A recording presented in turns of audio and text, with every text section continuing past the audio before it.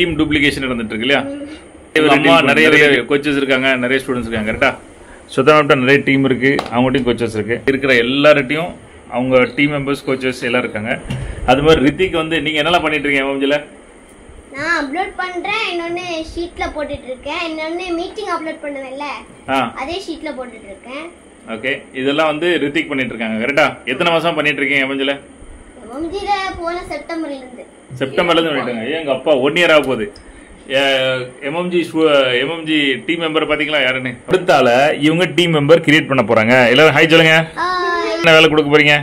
அவங்களே எடிட்டிங் கொடுக்கலாம்னு நினைக்கிறேன். போட்டோ எடிட்டிங், அப்புறம் இவங்களுக்கு ஓகே வீடியோ எடிட்டிங், ஜோஸ் காப்பி பேஸ்ட் வேலை கொடுக்கலாம்னு நினைக்கிறேன். காப்பி பண்ணி பேஸ்ட் பண்ணுவாங்கல்ல.